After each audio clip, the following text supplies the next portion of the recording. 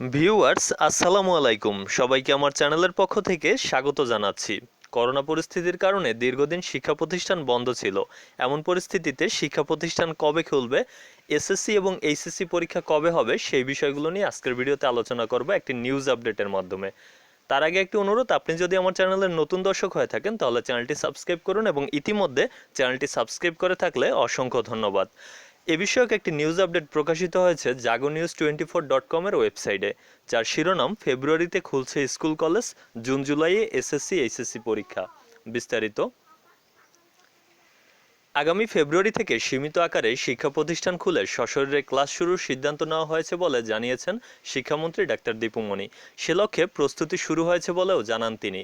মঙ্গলবার 29 ডিসেম্বর পাঠ্যপুস্তক বিতরণ 2021 ও সমসাময়িক বিষয় নিয়ে ভার্চুয়াল এক সংবাদ সম্মেলনে শিক্ষামন্ত্রী এসব কথা বলেন। শিক্ষামন্ত্রী বলেন, আগামী বছরের এসএসসি ও সমমান এবং এইচএসসি ও সমমান পরীক্ষার্থীদের প্রস্তুতির জন্য সীমিত আকারে শিক্ষা প্রতিষ্ঠান খোলার প্রস্তুতি নেওয়া হয়েছে। এর মাধ্যমে ক্লাসরুমে বসিয়ে শিক্ষার্থীদের অসমাপ্ত সিলেবাস শেষ করে একটি প্রস্তুতিমূলক পরীক্ষা নেওয়া হবে। তার মধ্যে দুই স্তরের পাবলিক পরীক্ষা অংশগ্রহণের জন্য প্রস্তুত করা হবে। তিনি বলেন, ফেব্রুয়ারিতে শিক্ষা প্রতিষ্ঠান খোলা সম্ভব হলে আগামী বছরের জুনে এসএসসি ও সমমান পরীক্ষা নেওয়া হবে। এরপর জুলাই আগস্টে এইচএসসি পরীক্ষার আয়োজন করা হবে। তবে করোনা পরিস্থিতির কারণে দীর্ঘদিন শিক্ষা প্রতিষ্ঠান বন্ধ থাকায় আগামী বছরের এসএসসি ও এইচএসসি পরীক্ষার্থীদের সিলেবাস সংক্ষিপ্ত করে ক্লাসে বসিয়ে তা পড়ানো হবে।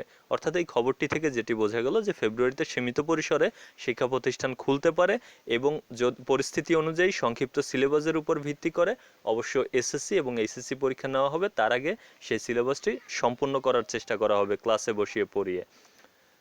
আমার চ্যানেলের সকল ভিডিওগুলো যদি পেতে চান তাহলে চ্যানেলটি সাবস্ক্রাইব করুন, এবং এই ভিডিওটি যদি ভালো লাগে তাহলে লাইক, কমেন্ট এবং শেয়ার করুন। আজকের ভিডিও এখানে শেষ করছি। ধন্যবাদ।